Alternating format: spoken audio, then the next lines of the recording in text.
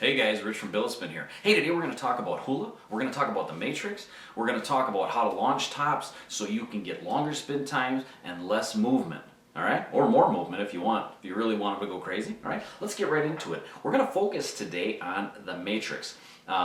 This is exotic combo number 1. It is stainless steel Timascus with a stainless steel stem. Now these have been released. Some people have gotten these, and some people are struggling with spinning them, with launching them, because they're huluing a lot, okay? And I'm going to explain why that is.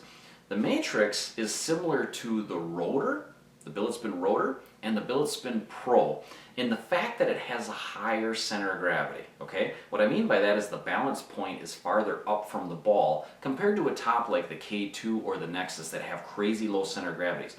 Those tops are so easy to spin. You take a top like the Nexus, you can have a horrible launch it way crooked, it'll find center, it'll make anybody look like a spinning champion. And so you'd say to yourself, well Rich, why do you even make a higher center of gravity top if they're harder to spin? Well, here's why.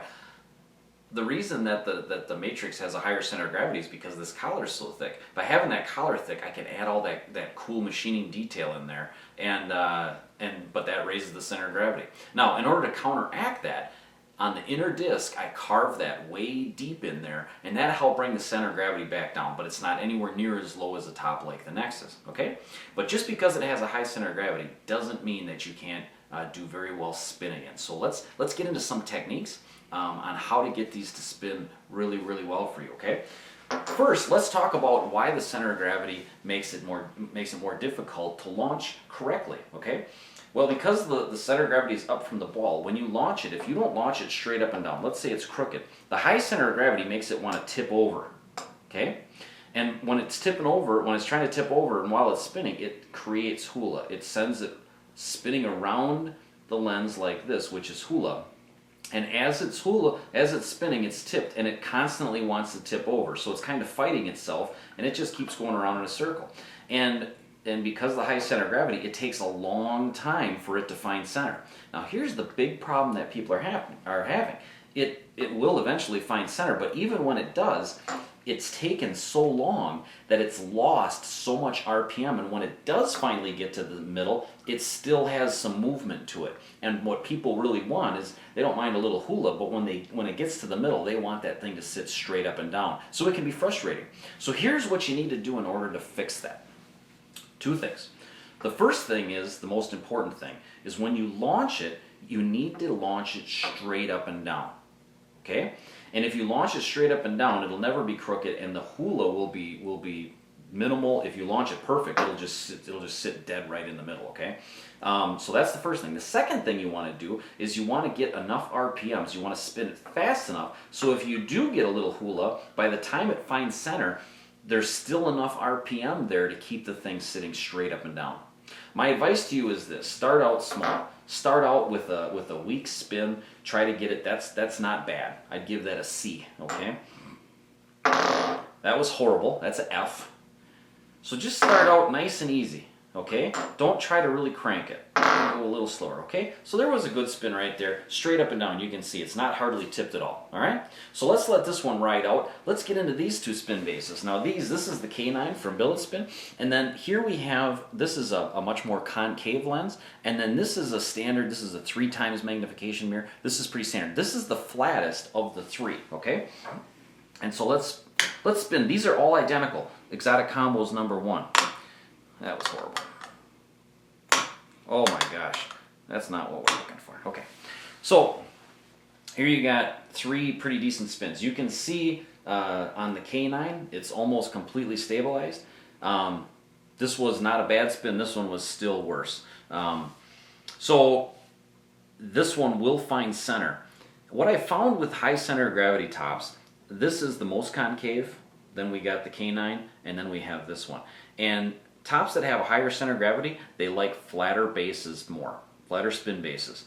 So it's nice to have a variety. You don't have to have as big of a variety as like what we have here, but you can see like on a medium lens like this, you can still get it. It's almost completely motionless right now on the K9, but on a base like this, I have found that that unless I get an absolutely dead perfect launch on a spin base that's this concave, it will move like this the entire time. And that can be frustrating. So if you have a matrix or you plan on getting one, my suggestion would be to find a flatter spin base. Now these I just picked up at Walmart. This is a 3 times magnification mirror. The matrix, you can see how horrible of a spin this one was, and yet it's getting there. It'll probably be about another minute, and it will have found center, and it'll look like what we got on the K9 here. You can see on our deep one it's still moving, and I personally, from my experience with this particular base, is that this top will do this the entire time.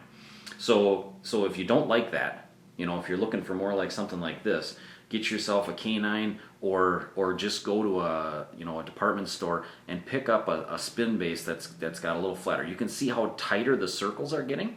What's really cool is if you have any oil on the lens, like I recommend putting like nose oil or something, face oil. It really kind of helps the spin and stabilizing. You can actually watch the pattern, how it gets tighter and tighter and tighter and tighter as it goes. We'll give these a little bit less. I'll tell you what. I'll show you some other lenses while this is spinning. This one here is another one the Matrix does not like. You're going to find out that all tops have their own personalities, and they like different types of spin bases. Okay, and so I'm going to take this one off. I'm going to take this one. You can see how nice we got it there. I'm going to show you on this one the Matrix, and this is probably these two here are like the Matrix just hates these spin bases. You can see we're almost there on this one. We still got a little bit, and you got to remember this was really a bad spin. I would rate it like a C, maybe a D as far as the spin. You can see we still got our movement there. It's actually doing a little better than what I thought it was going to. And like I say, all three of these are identical. These are the Exotic Combo number 1, stainless steel. Timeask is stainless steel, and so yeah, but the trick is to get that thing launched straight up and down, and find the right lens. So if you have one, there are lenses that you might have where if you get a bad spin and it starts to hula, it'll actually get worse until it catches an edge. If that happens, if you have a lens like that, it's the wrong lens for the Matrix. Each top design will have a lens that it favors.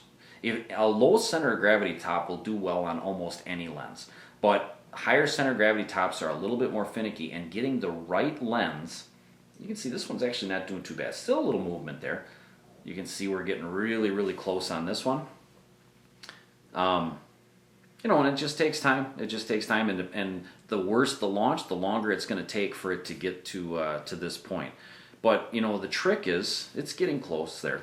Not much left. Actually, this one really stabilized pretty nicely, which really is kind of surprising because sometimes it doesn't do that. I just did clean this thing off really good. That's another thing too. If you got a dirty lens, that'll really accentuate your flutter and stuff, or not your flutter, but your wobble. Your hula. Man, I'm all over the place here today. It'll accentuate that. So make sure that you clean them off good. Some lenses will really like a lot of face oil. Some lenses. Clean them off with Windex, maybe wipe them down with a Kleenex that has some, lotion on it. Sometimes that works really well. You can see these guys have really, really stabilized good.